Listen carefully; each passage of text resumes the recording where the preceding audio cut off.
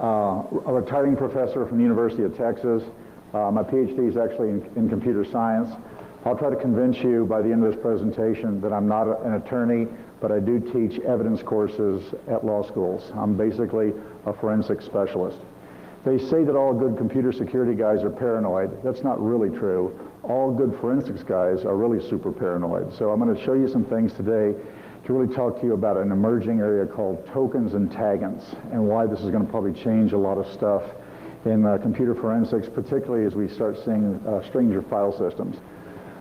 This is supposed to be an hour and 15 minutes. I want to be pretty interactive. You'll see that I'm a professor, so if you don't ask questions, I'll ask you questions. How's that sound? Those of you that were in my forensics class, there's a secret sign. You're all here, right? Okay, all my forensic students were here for my two-day class. I want to talk today about digital information. I want to convince you there's a concept called user tokens. I'd like to actually convince you also there's something called a taggant. I want to describe the idea there's a tension between security and forensics, and also this idea of doing forensics investigations and personal privacy. You leave little digital artifacts every time you interact with a computer system. I will show you an example of some of these today. Also, I want to build on your paranoia. These are not just computer systems. These are also cell phones. These are PDAs. These are things even like cameras. Basically, we have lots of little taggants, and we have special kinds of data and metadata that is residing on devices. Increasingly, these are used in forensics investigations. Many of you heard an earlier presentation about shredders. Shredders are imperfect. There's no perfect shredder. I'm going to try that again. There are no perfect shredders. And given a determined forensics examiner, he can usually find some information. Even tools that are advertising, they charge you $69. Evidence, Evidence Eliminator. Have you ever gone to a website and looked at Evidence Eliminator? They basically took a premier forensics tool, purchased the tool, and then decided to write a counter tool for anti-forensics. And they put this thing up on the web, and they said, for $69, we can eliminate any of your personal data, and really we'll do anti-forensic stuff. Not a bad idea, but his marketing message is a little weak, because he actually hired three felons who are now in the slammer in prisons to say, if I had had Evidence Eliminator, I wouldn't be serving 5 years in Huntsville prison. So his marketing stuff is not really real cool. So I want to talk to you today also. We're going to talk a little bit about anti-forensics, but I really want to focus on taggants and these things. My slides are different than your slides. If you want my slides, they're on my website, because this stuff's pretty fast, kind of emerging. I'm basically an information technologist. I specialize in computer forensics. I like computer security stuff. I'm on the teaching faculty until September the 1st, in which I'm going to retire, and I'm looking forward to it. I teach also at the College of Law, and I'm one of these few professors who actually goes to court and does something valuable. I actually testify in cases. I will testify in both a defense and prosecution. I know I'm an old guy, but I also believe everybody's entitled to a defense, even bad people. So I think that you're going to see more and more forensics examiners doing kind of a defense work and prosecution. It's the nature of the kind of time. Going across, who do I speak for? I don't speak for Department of Defense. I don't speak for the University of Texas. I don't speak for anybody, and most of the time, I just speak for me. Okay, there's no kind of affiliation here. Those of you that are attorneys, don't sue me. There's not warranty for fitness, implied or otherwise, so don't try to sue me on that stuff. I've written some software that I have shown some of the students, but basically any of the risks of material in this presentation are your risks, not mine. And if you don't agree to this, then leave the tutorial. Okay, we'll all be friends. How's that sound? Are you all right with that? You're not all right. Okay, those of you that want my slide set, it's at this place. I reiterate, I will not discuss every slide on the set. These cases support a notional case. Actually, this case is less notional than real. And there's a real aspect to it. I'll show you a slide that actually resulted in someone deciding to cop a plea. Okay, and I'll show you a slide of how he did it. We're really going to discuss the idea of digital information. All of you know what digital information is, right? Right? Say yes. I mean, it's data that's on a computer system. Surely all of you, now the students from my two-day class don't get to answer this question, but surely you would agree, Dr. Leibrock, that all computer data stored on a typical computer is binary. Surely you would agree with that. Now the first question is, when they call you doctor at trial, believe me, they're getting ready for a surprise. The next thing, if an attorney ever asks you, would you agree with Trust me, you don't want to agree with it. You don't want to agree with it. Now, I'll repeat the question. Surely you would agree that all data that is stored on a typical computer system is stored in binary format, binary being 1 or 0. That's a reasonable proposition, isn't it? Is it factual?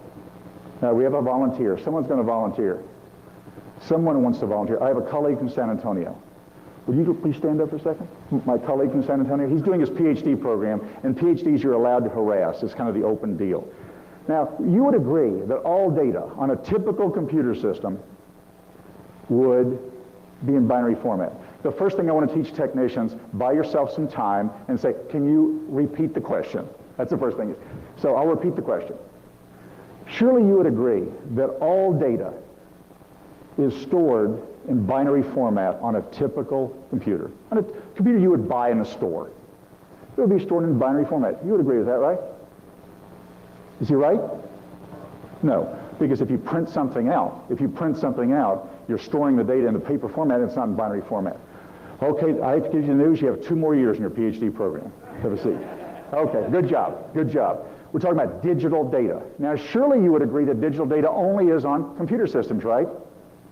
No? No. In fact, embedded devices like your automobile, Ford automobiles today carry 7 onboard processors. You buy a new Ford this year, 7 onboard processors.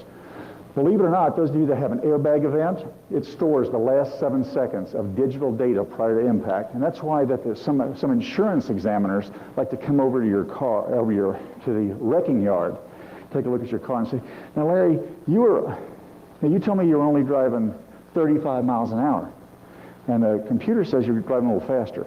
And my excuse was, well, I was driving in reverse. All right, that's a joke. You guys have no sense of humor. Okay. We're talking about tokens, privacy, and also the idea of international forensics. And there is an international kind of standard. If you don't ask questions, again, I'm going to get to ask you questions. And basically, there are no bad questions in in digital forensics.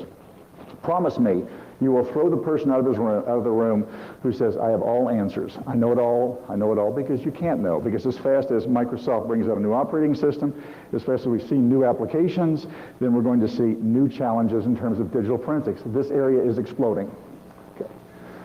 Okay, it's an emerging profession. There's always the test of competency. Many of you are technicians, and you should not represent yourself as a forensics expert, because there's a key notion in law, almost all law, even those of you that are outside the United States. Almost all judicial systems say that forensics is an expert domain. Expert has legal qualifications. Knowledge, do you have special knowledge? Knowledge that's not generally available to the public. There's no knowledge, skills, do you use these skills in this particular matter, and you have to have experience. You cannot go to college, get a degree in forensics, and say, I'm a forensics expert. It requires KSE, knowledge, skills, and experience. Now, the typical test, it is a notion of profession, and there's always this idea that there's a generally agreed upon amount of knowledge. Some people say it's science. I disagree with that, because science says that you've got agreed upon principles. We don't have all those agreed upon principles. There's also this notion of competency. Did you apply this knowledge in an appropriate fashion? And if peers reviewed this, would they come up generally with the same conclusion? So there's a notion of peer review. It's also, you can extend the idea of peer review is, can you defend it in court? Because our legal system says that we are subject to kind of peer review. Trial by jury is a peer process. So consequently, now, there's been a lot of academic guys, and frankly, I'm considered to be a wild-eyed man in computer forensics because I go to conferences that are taught like by academic guys. And they tell me the theory of computer forensics and how the theory is supposed to work. And academics love theory. I mean, they like this. This is a big thing. This is where you get published and you get to be the senior faculty and all that stuff. But at the end of the day, I like to ask them this tough question. How many cases have you done? Oh, I don't do cases. No, I'm an academic. I don't do cases. A lot of academics say, oh, that's too applied. Oh, and then, well, my problem is that forensics doesn't occur in theory. It occurs in practice. People use computer systems to conduct a potentially inappropriate activity or in some cases, illegal activity. So we have a real challenge in our profession, and we really need more of a community of practice. Now, I was teaching a class to some young computer science students where we asked a case. There was a case called U.S. versus Steiger. Basically, a cyber vigilante broke into a computer system to recover evidence. Steiger was a child pornographer. And I was beating up on some young graduate students. I said, well, besides the technical aspects, what about this person's privacy? And the guy started this, privacy, we've got ethical standards. And I said, well, what about ethics? And he said, well, ethics aside, I think it's okay to break into bad people's computer system to get digital evidence. And I said, ethics aside? There is no ethics aside in this kind of business. And one of the things I want you to think about are the idea of human rights, privacy, and ethics. Because if it's really going to become a profession, we have to have some kind of ethical kind of guidepost. Like, well, maybe you don't break into people's systems even though they're a great child pornographer. Maybe you get a search warrant. Maybe you do an appropriate seizure. And human beings have rights. And I want to talk to you about some tensions as we're going for today. Okay, you should be okay with these kind of terms. You should understand what data is. Data, typically in most computer systems, is represented as binary data, ones and zeros. It can also be represented in other kinds of formats, hexadecimal, base 16. You should understand that stuff. Those of you that want to do forensics and get it in trial, believe me, you get to explain to some people what is binary data. And some of these people are juries, and they're not computer conversant. So in some cases, it's your job to explain to the jury what is data, what is metadata, data about data, metadata. We understand that. A fragment is basically defined as a piece of data that is not complete within itself. For example, an entire Word document would be a file, but a portion of a Word document that was perhaps physically kind of damaged, it wasn't fully complete, is called a fragment. And you see this with some kinds of hard drives that have physical kinds of destruction. I've done forensics on a drive that had a bullet hole in it. A bullet went through the drive. And part of the Word file went out with a bullet, and that's kind of the way those things work, that they kind of take the file out with. So you should be okay with a file. Now you're going to hear a term token. You're going to hear a token. Here's the idea of information. Information is data or in context. Well, what is a FAT table? And FAT by itself may be a logical piece of metadata, but the information that you get out of a file allocation table is information. The idea of findings, an examiner develops findings. An examiner finds something. Either, look, the data is there or it's not. It's not whether you like the guy or not. Either the data is on the computer system. And by data, I'm using a broad representation of that. Now, surely you would agree that forensics has to do with evidence. Because a forensics examiner, clearly, that's his duty to produce evidence, not to collect a fee, right? Would you agree with that? Would you stand up, please? What was your name? Tracy, you would surely agree with all of us among peers that the first job of a forensics examiner is to produce evidence. Would you agree with that? Who else would agree with that? Who else? No? No? Yes? Do we have confusion? Oh, this is a learning moment. I'll get you on the cutting edge of confusion, on your cutting edge. Evidence. Evidence can occur in the U.S. Be careful, not in all trial systems. But in the U.S., only in one place, the trier of fact. Someone who is actually going to hear both sides, the information, and that person is the person who determines evidence. Now, attorneys can submit stuff. You can submit stuff, and they can say, well, I'm going to submit something as evidence, but it's ultimately the trier of fact, the judge. There are rules of evidence. And the rules, I don't want to go through them in class. Those of you that want to, you can go through a semester-long class dealing with evidence at law school, and you will find it either fascinating or the most boring topic you've ever dealt with in your life. Evidence. Now, the point I want to make is here, you generate what I would call items of note or informations of evidentiary value, but you don't produce evidence. But also, you have specialized knowledge. It's not knowledge that you develop in a course.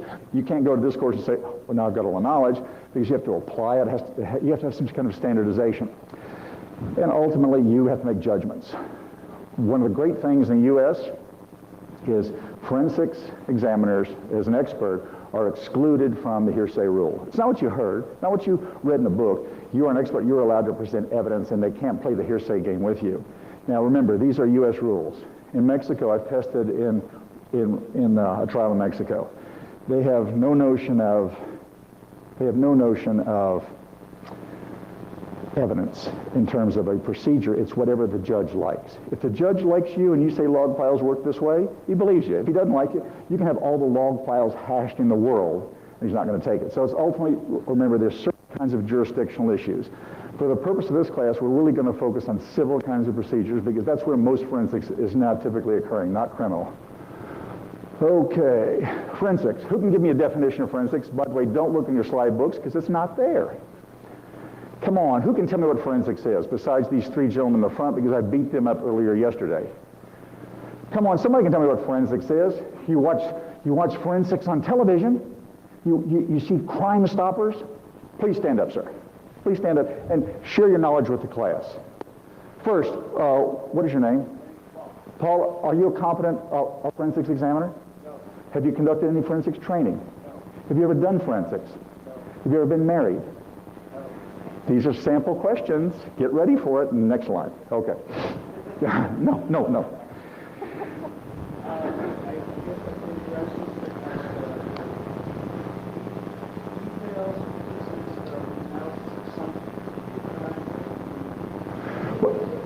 Does it have to be a crime? Does it have to be analysis? Does it have to be factual? Or can you, as a forensics examiner, have something that they call a forensics throwdown? Well, I'm being charged $20,000 for this case. There's no evidence here, so I'll just throw some extra stuff on the system. I can do that, right? Yeah. No? No. What is the first duty of a forensics examiner? What is the first responsibility of a forensics examiner? I know some of you are mercenaries and say, collect the fee. Collect the fee. Some of you are going, wait a second. The first duty is to appear smart. The second duty, or perhaps the first duty is make an attorney look ignorant. We all like that, right? Impress the judge. Who can tell me, number one, what is the first duty of a forensics examiner? Those of you that have been in class, no. I pound this through their heads. Who can give me an idea? How about to tell the truth? Whether it's good for your litigation team, whether you're working for a defense, or even prosecution. The examiner's report is nobody's report but his. It's his report. He has a first duty to tell the truth. Yes, there are cases in the United States of forensics examiners who kind of shape their report. And that you can be guilty of some fairly unpleasant charges. Now, the idea of using a forensics throwdown. Oh, I couldn't find a hacking tool on Johnny's box, like we did that hacker court thing, so therefore I'll just go ahead and stuff an application down there. I'll just throw a piece of evidence on it, and therefore I can bill the guy. That's called spoliation, or the intentional destruction or contamination of evidence. It's a federal offense. Even if you do it in the civil matters, punishable up to 5 years in a slammer. You don't want to go there. You don't want to go there. Okay, forensics, I'm going to force a definition out of you whether you like it or not. You don't have to like my definition, but you better have one if you get involved in trial. Okay, forensics. Number one, you have to, when you take any digital device, the competent examiner has to have a seizure. He has to be able to get the data from somewhere. Now, in the federal government, they say, just give me the hard drive.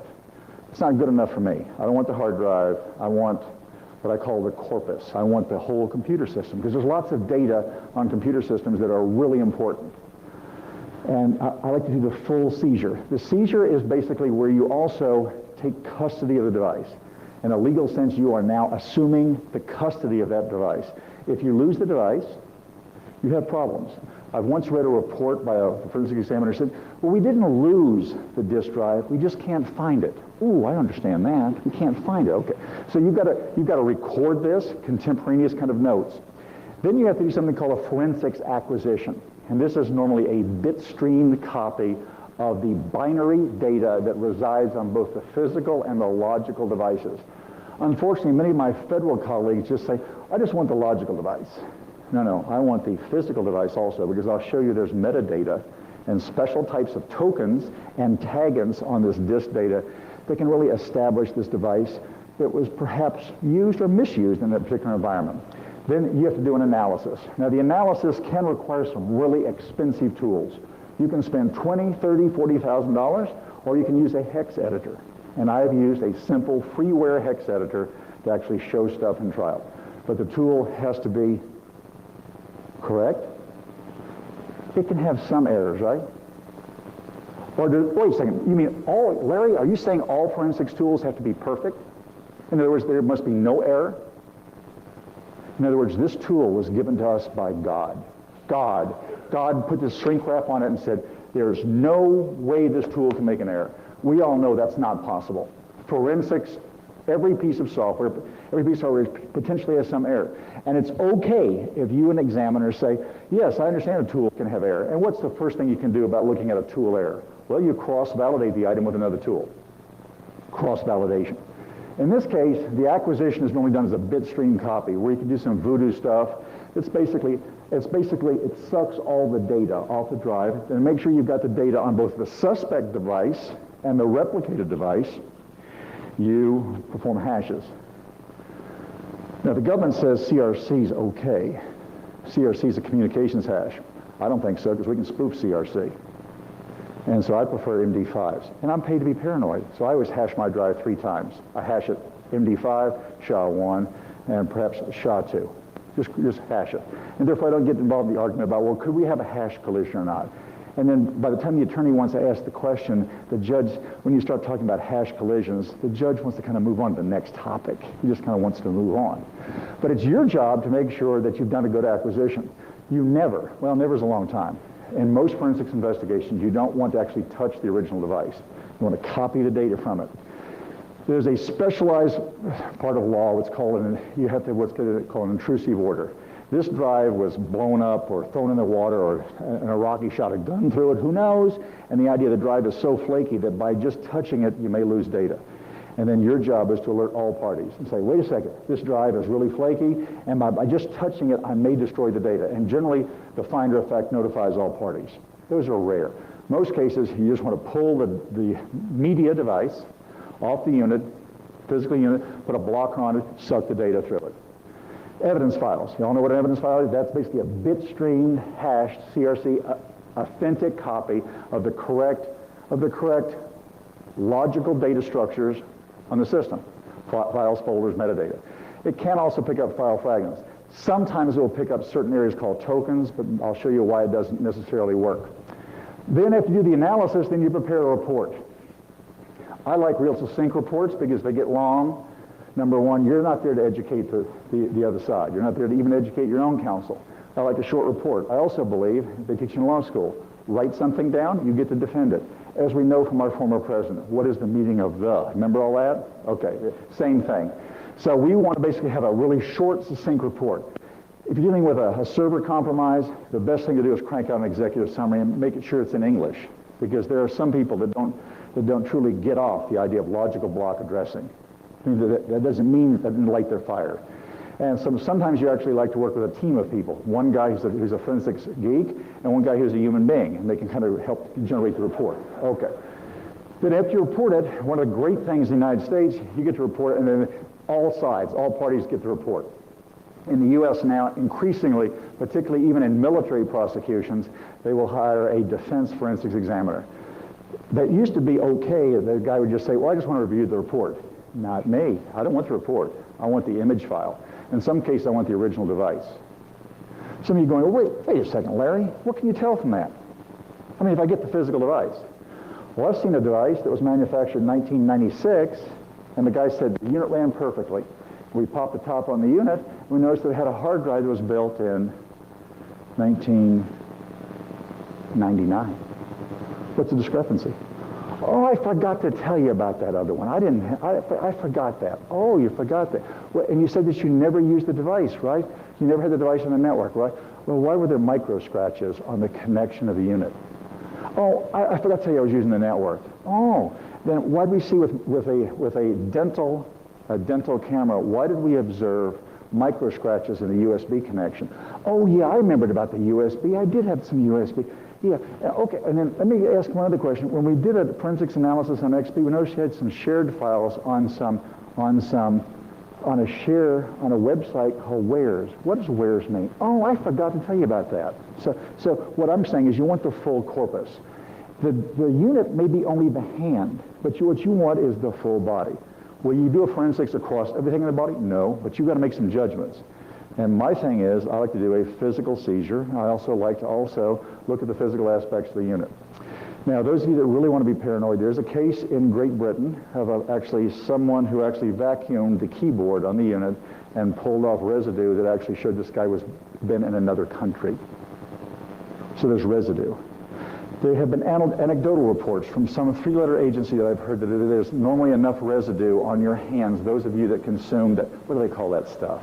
Cocaine? Something like that or something. I live in another world. So in Texas, our fun is drinking Lone Star beer, right? So you know, reportedly there's enough residue on a cocaine user's hands to actually show that this person has been interacting with cocaine. Doesn't necessarily saying he's consuming it, but he's interacting with it. So I want to argue again that physically, the physical aspects can tell you a lot about this particular device. Now, again, one of the great things about computer forensics is everybody can have a theory. And I can write up a report that convinces you that Elvis Presley was actually here at Black Hat. I can write that report, but then I get to defend it. The problem is in the United States, between a report and a defense, it can be as long as 6 to 7 years. So you have a duty to return the report, and then you also get to safeguard the data, because you're going to probably have to go back to court and defend this against the Department of Army. The Department of Army may say, well, wait a second, what this report you did 5 years ago is because it takes us that long to process. And there are forensics examiners that I know of that still have a forensics report done on an Apple II. They're waiting to defend. They're waiting to defend. So you get to store this stuff. And those of you that don't have enough room in your house and your wife starts complaining about it, get a new wife, because you're going to have to store it. You're going to have to store the stuff. Now, forensics has to be expert findings derived from information associated, not necessarily on, but associated with a digital platform and binary data. Most cases. I'm okay. These findings really have value to the trier of fact in legal and administrative hearings. Most corporations in America, by Fortune 100, Fortune 1000s, do forensics. They get an employee who's kind of going around inappropriate sites, or they have a vice president who's actually maybe sending intellectual property out to somebody, and they do those kind of things. They rarely go to trial. They rarely go to trial. They may go to trial for wrongful termination. There's a case in Texas of a young gentleman who was kind of an in-your-face data processing guy, and he basically was reportedly going to inappropriate websites. The AUP, the acceptable use policy, was pretty lackadaisical. You should only go to good sites. Who knows what good is, right? And this wasn't part of his employment contract. And one female employee who he was promoted over didn't like this. So what'd she do? I saw him looking at a pornographic website. They asked the guy to come down to HR's office. While he was down at HR's office, they sent up the HR executive to look at his computer system. The HR executive, this is a live computer system, sits down in front of it, system's already up, no password, and what does he find? Pornography. They escorted the gentleman out of the building. They actually made the mistake by saying John Smith was terminated for inappropriate use. Now, what do you think happened to John Smith? Is John Smith, is his career over? Is he finished? He's laying on Hawaii wondering whether his right side is tanned better than his left side. Because basically it was not a competent forensics investigation. The examiner had zero training. The examiner had no notion of when you log onto a computer system, you change the state of data. And there's this great doctrine called the fruit of the poison tree in law school. And evidence obtained through an inappropriate matter where the data is contaminated is considered to be fruit of the poison tree and must be excluded from trial. So all the evidence on his computer system, and by the way, what they call pornography, you and I can see by walking down this building. This was a Texas evangelical group. They're concerned about any skin. They want to wear stuff. But this guy basically, so what they call pornography, and they got to settle. He got an employment attorney involved, and the employment attorney assisted him in removing a lot of the company's cash from their wallet and putting it in his wallet. So he's now in Hawaii working on a suntan. So all I'm saying is forensics, particularly, it will occur not only in criminal settings, but also in civil settings. Now these, in most cases, are now going to be really resolved, not in criminal matters, but increasingly in civil matters, just the way it goes. Yeah?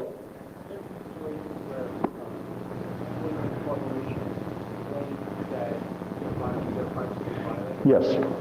Yes. In fact, there's 2 cases that I'm personally involved in right now where the company was actually monitoring traffic and telling people, we're not going to monitor you. But there's no question. There is absolutely no question.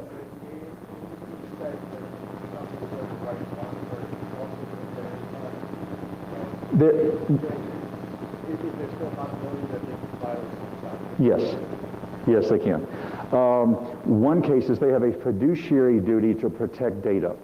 There's a case of a young woman who basically had a laptop computer, and the laptop computer she was told she can use for her personal use.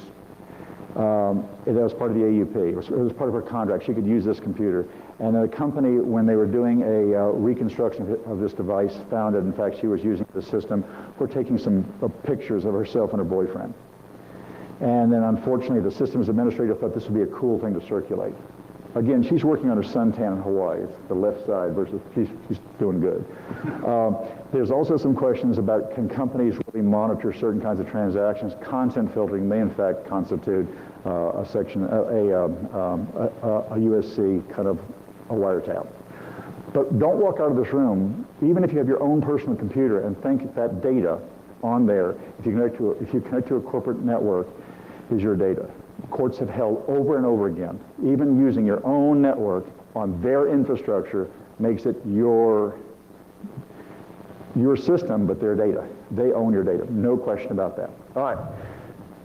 Now, it doesn't matter. There's about 15 kind of there's 15 terms in terms of forensics. You may hate mine. I don't care. But when you get to court someday, you get to come up with your definition, because the first thing they're going to ask you is, are you a forensics expert? And if you answer yes, it's if then else. Then, okay, tell me what your definition of computer forensics is. Tell me what courses you've been to. Tell me what schools you've been to. Tell me the number of examinations you've done and the number of cases that you've testified. And also tell me how much you're being paid in this case. Compensation is discoverable. And frankly, your entire life history is discoverable. In my case, I'm one of the few PhDs in America that grew up in a trailer park in West Texas. I'm one of the few guys that actually was expelled from high school my senior year for setting my cousin's hair on fire with a Roman candle. But he needed it. He needed it. And of course, I get asked that at court. Have you ever been convicted of anything? No. Have you ever had any administrative proceedings? Well, yes, Your Honor. My principal in Archer City, Texas, said that I was a menace to society. I still thank him. God rest his soul.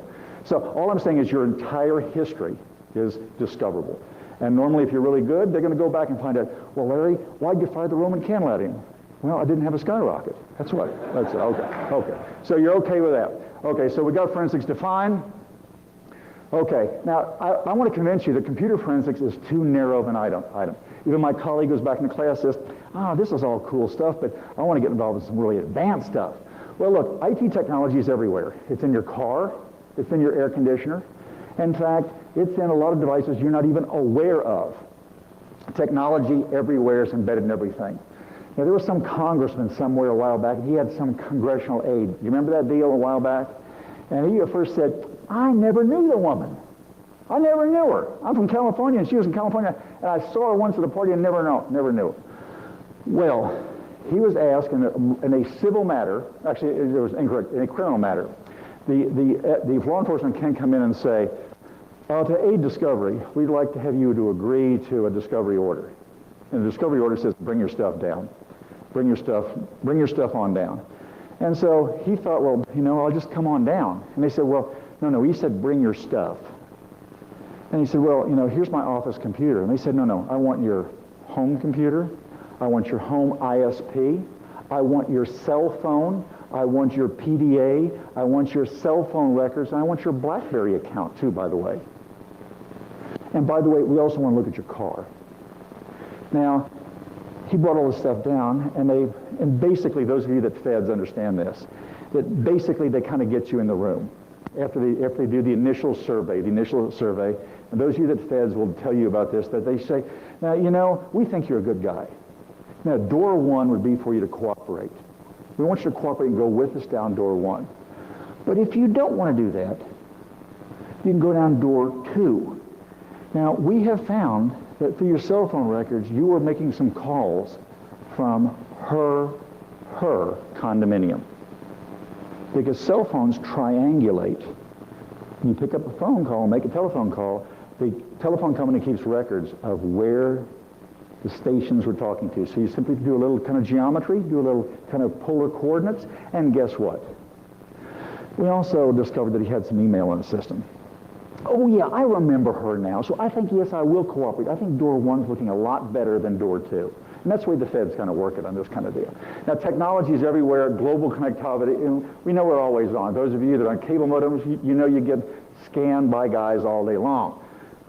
Now, I also want to argue that one of the things that we're finding increasingly interesting is we use products like Copernic, which actually search people's web postings. Oh, I never went to that site. Well, why'd you post here? Well, I never joined this Usenet web group, and we basically pull down the entire sites. Those of you in some cases are interested in this, we use a tool called wget. Yank down the entire contents of the site and produces, well, particularly guys who write viruses, and they like to post their kind of stuff on sites, and we yank this stuff down. In fact, we've even yanked stuff down internationally. And using wget is okay.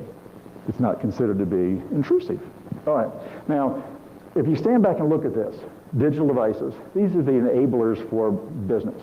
All of you are working on jobs that 5 years ago, 3 people did. Now they have 1 person, and you're doing all this work, and they're giving you all this cool technology. They're giving you a fax machine at home. They're giving you a pager. They're giving you 3 computers, a 21-inch monitor, an ISP, so you can all die of a heart attack by the time you're 40, right? So, but they're getting productivity out of you. Now, what's going on increasingly is we have non-criminal use, which is okay, but non-criminal means non-criminal. I've even seen a case of a young technologist, made a lot of money from an unnamed computer company. And like young men do, he married early in life. He married, and his wife perhaps didn't keep herself up. No, in Texas they would say, she's gone fat. She got big. She's gone fat. But she could cook. She could cook. There's no question about that. She could cook. But this guy wanted, he had his money from this large computer corporation, and he decided he wanted to trade this family model, the cook, in for a sports edition, as young men would do. So he makes the mistake of telling his wife, I'm really kind of bored with you, and your food isn't any good, and frankly you're fat, and I'm going to go take my 2-week retreat. Now, she was born at night, but not last night, and she kind of saw what was coming around here. So he decides he's going to go on his retreat, and his retreat involved an exotic dancer named Jade. And he took the exotic dancer named Jade, and he made reservations to come to Las Vegas. He came to Las Vegas with Jade, but he made the reservations over the internet, and he made the reservations on his home computer. Now, he was obviously going to Las Vegas not to work on his computer. So being a smart young man, he thought, well, I better move fast and I don't need this computer. I got some other appliances I need, so I'll just leave this one here, right? So, ladies and gentlemen, he left his computer there. His wife decides she's going to go visit an attorney, a very mean attorney. This attorney is a skilled civil litigator. He specializes in divorce. And he heard the history about how this guy had millions of dollars and was perhaps doing some inappropriate things. And then she, after her first interview, said, well, I really want to sue for divorce. And the guy said, are you absolutely sure? And he said, yeah, I want to sue for divorce. And a forensics examiner, who will be unnamed here, got a telephone call saying, could you come to my office? There is a computer system I want you to look at. The computer system was brought to his office. The computer system was acquired. The data was pulled off of it, photographed, all that kind of stuff. And then a report was generated. The gentleman came back from Las Vegas with Jade. And as he was getting off the airplane, he just had a kind of cold feeling. And that cold feeling was validated by he was served with a divorce. In Texas, they still have this idea it's not necessarily, community property. Everything is like, if the wife has been wrong, she gets more. And if he's been a kind of okay guy, he doesn't have to give more. But in this case, he decides that, well, okay, if my fat wife doesn't want a marriage, I'll go make a new life, and by the way, I'll just pay her 50%.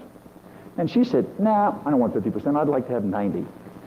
It's okay. And then so she decides that she hires an attorney. He hires an attorney. And his attorney said, kind of, let's make a deal. And this professor, who appeared to be just kind of involved with the forensics, got to go to court. But he was never sent through depositions. In other words, the other side didn't know what the guy had.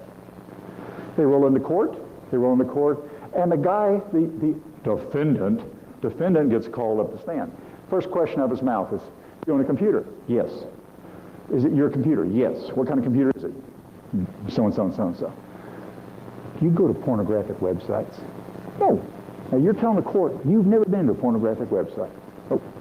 Now, Mr. Smith, have you been faithful in your marriage? No, yes. Now, you're telling the court you've been faithful? Yes. Now, Mr. Smith, are you a liar? I take offense at that. Well, no. By liar, you've reported all your assets, haven't you? Oh, yes. And his attorney scratched his head like, what is this going on? And they called up the forensic examiner. This guy happened to have a PhD. But he was kind of listed as kind of, they thought, because his attorney didn't understand, his attorney didn't run the web traps on this boy. And he gets up and they produce the report. They produce the report, and now all parties get the report, including the judge. Then we go through the demonstrative exhibit. Exhibit 1, you ever seen these graphic plotters from HP? Well, we have these pictures of his electronic ticket going to Las Vegas. We have a picture of his credit card receipt from a large hotel that starts with a C. Okay. We have a picture of his receipt that shows this guy's buying her not only jewelry on this deal, but lots of champagne. Then we go through his computer system that shows email to her. And of course, his attorney's moving to strike, and the judge says, shut up and sit down. Son, I want to look at these pictures. And then we see a picture. Then we see the naked pictures. Then we go through his MS Money account, which had a couple of $1 million he forgot to report that was kind of in Barbados. Now, the judge kind of looks at his watch about 11 o'clock and says, kind of time for an early break. Why don't you two see if you can get together and work some stuff out? And believe me, after lunch, she got 90%, and he got down the road. So all I'm trying to tell you is these are also now being used in non-criminal activities, and you're going to see a lot more of it. There is no question that companies can be subpoenaed to produce email that involves a particular plaintiff in a divorce case. No question. Yes, sir.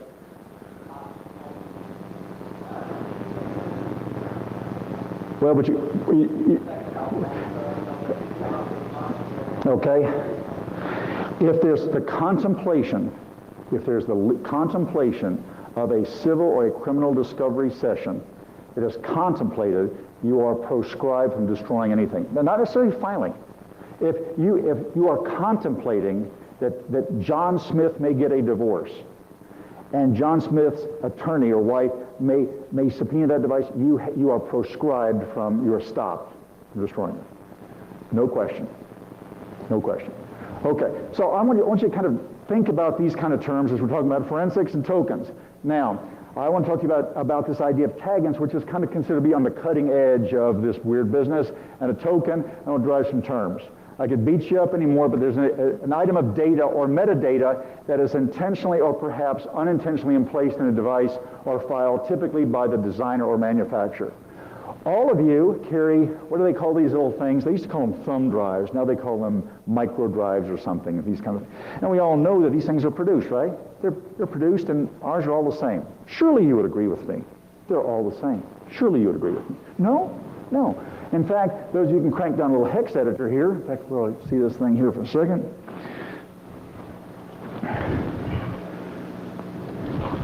This is a hex editor of a drive, of this particular drive. You can see it over here. Now, this is really advanced forensics. This is a freeware hex editor that you can pull down called WinHex. There's several of them around. Those of you in Department of Defense, I think you guys paid $12 zillion for this. All of us get it free. That's a joke. That's a joke. Yeah. I mean, what's the purpose of having a conference if I can't offend everyone, right? I mean, come on. Okay, WinHex, removable media. I'd like you to look at the device. This shows deleted files.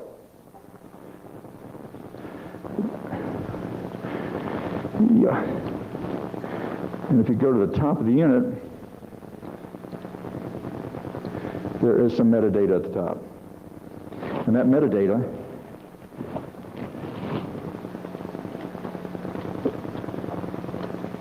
the memory stick itself actually shows the manufacturing date of the unit. Okay? I'm having a little systems problem here as usual. All computers are hating me.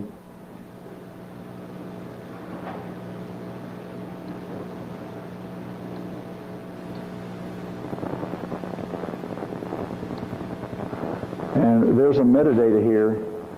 Depending on the manufacturer, you will actually see in some cases, this is of course the FAT file system, but in some of the systems on the very front, they'll keep the serial number in the unit. I was trying to get the hex offset.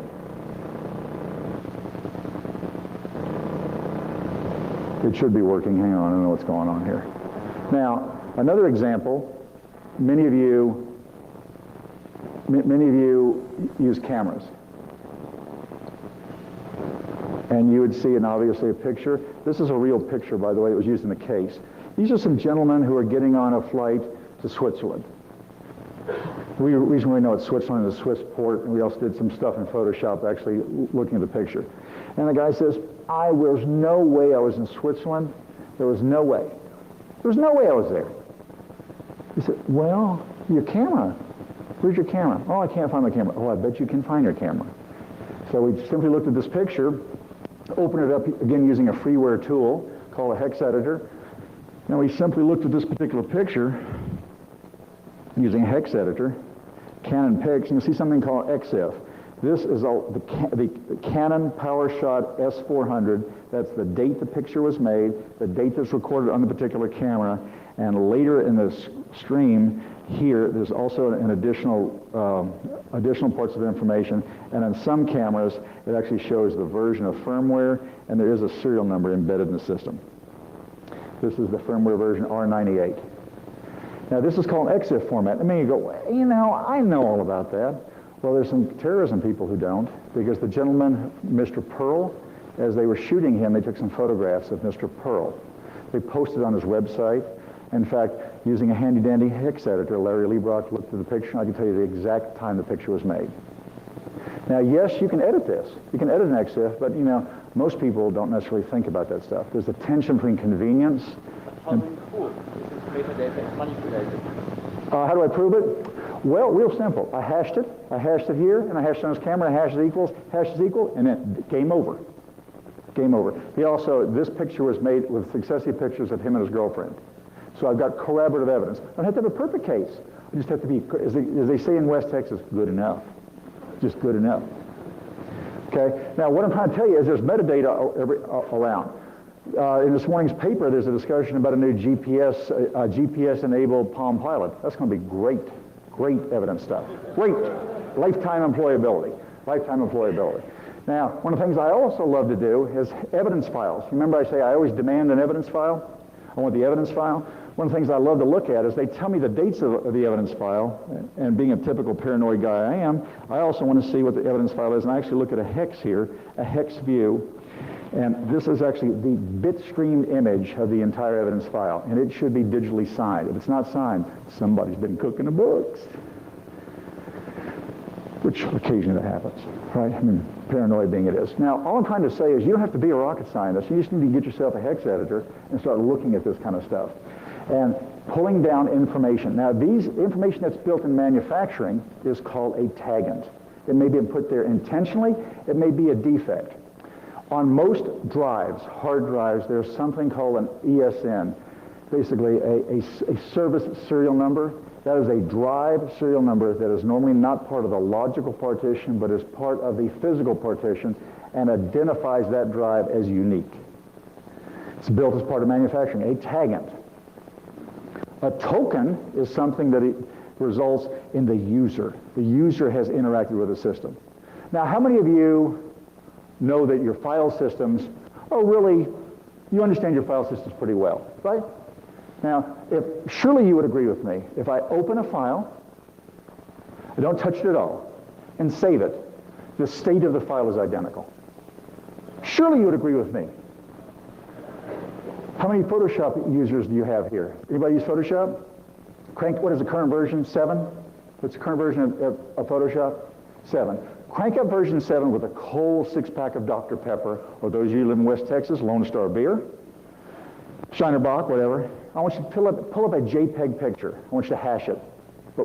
Before you open up Photoshop, hash it. Come up with a hash.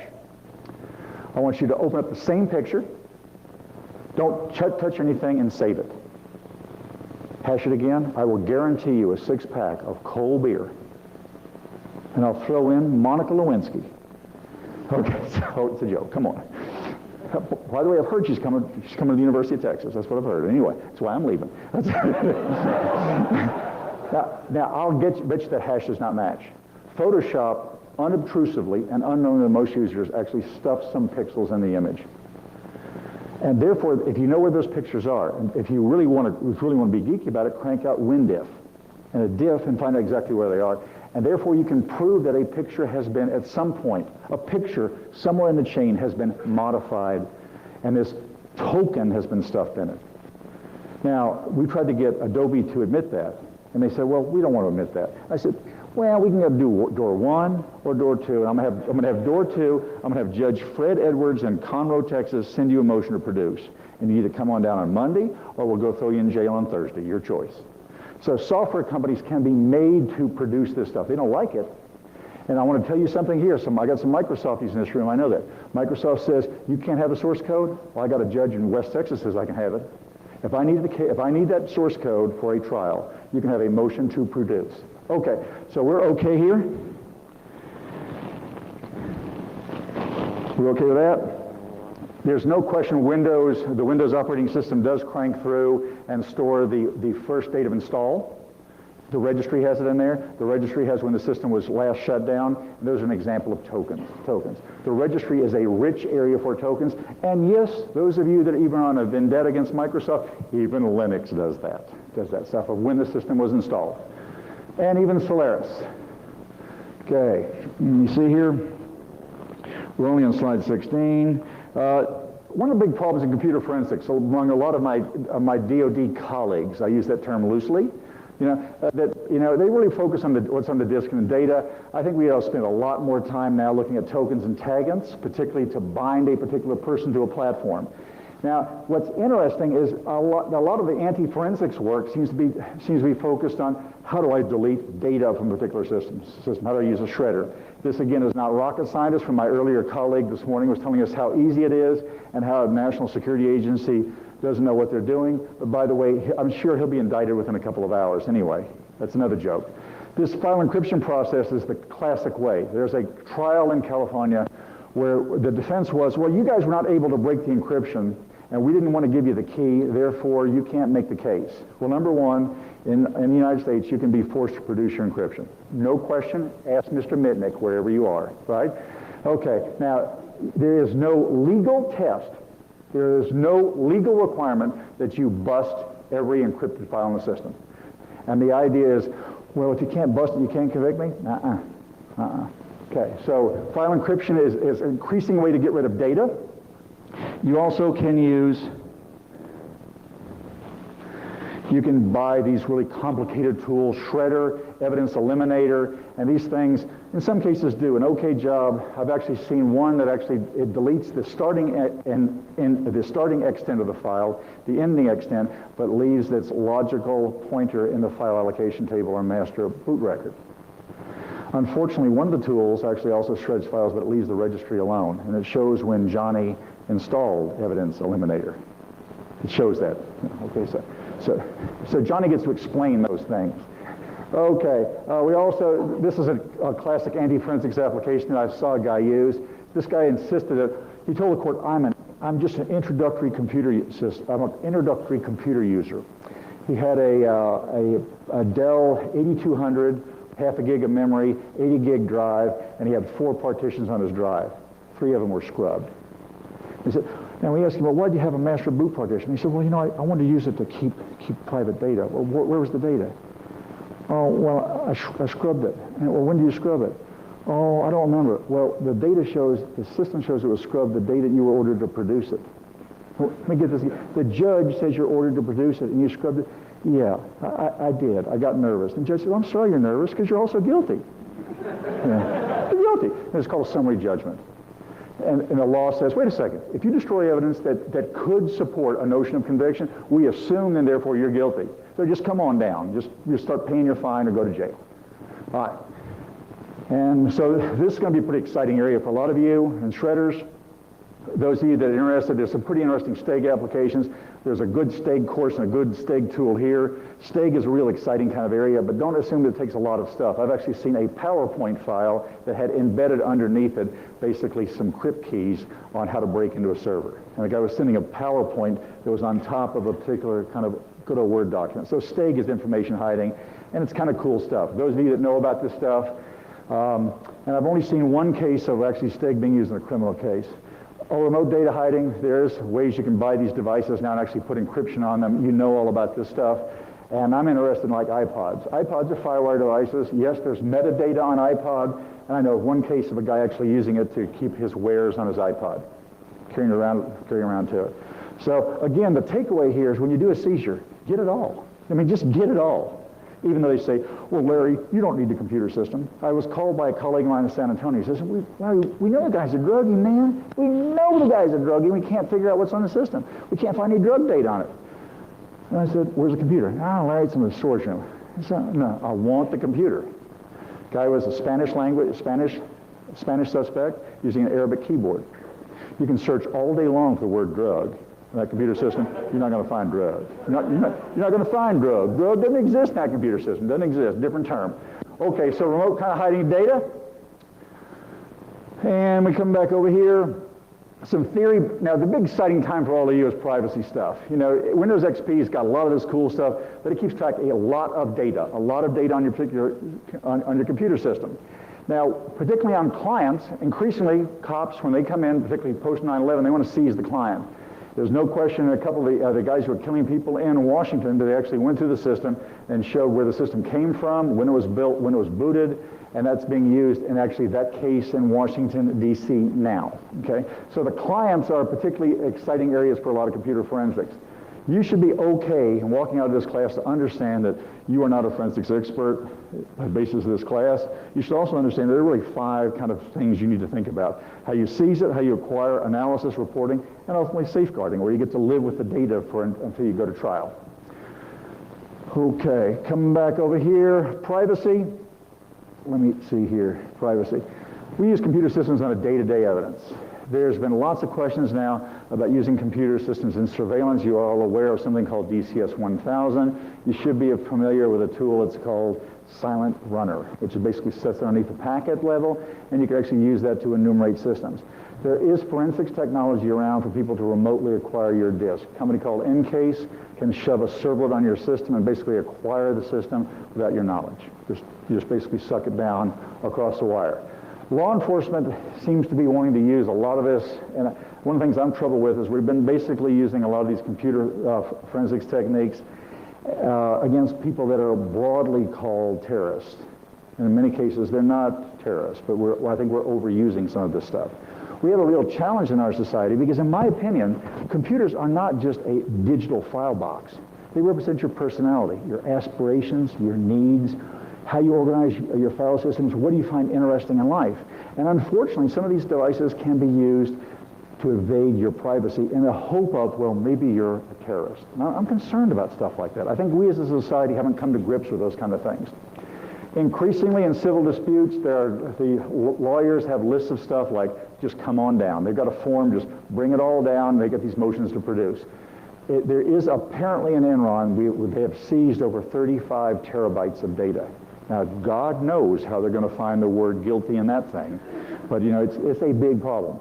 Okay, so I want you to think about the tensions between privacy and government, particularly in what you're seeing now across the United States. Okay, I'm sorry. We've got some responses. I actually have seen a system that was running XP out of RAM, totally RAM, where if the cop knocks on the door, I'm going to yank the plug in the box. That's a great technique until you're in West Texas and you get a little thunderstorm, and it knocks the power down because you're going to lose all your data. These are the kind of responses that I think people are thinking about for their privacy. They're looking at tools to go ahead and basically have shredders, anti-forensics applications, special kinds of encryption. Also, they're building basically hard drives on a wire so they can yank them out if the bad guys come in, or the good guys, whatever. So going to the end of this thing, emerging tensions, I don't see a real clear way. I see the government wanting to do more forensics. I see prosecutors and defense attorneys wanting to do more forensics. And yet I see the civil population depending on computer systems more and more. I don't have the answers here, but I'm retiring and I'm turning the keys over to all of you. How's that sound? Any questions? Yes, sir.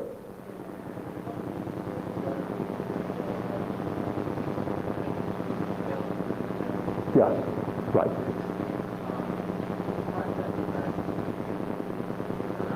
Well, the Fifth Amendment basically gives you the right for, it gives you the government has made, it's like your house. You know, your house is supposed to be your home, but the government can force you to open your particular home and find information in your home that may be used against you. Just like, and therefore, they can force you to give you the key to your computer and use that information against you. And there's been held to be no Fifth Amendment tension. Okay? There's also no question that you can be compelled to produce your keys. In Great Britain, you can. All right? All right. Thank you. Appreciate it. Thanks.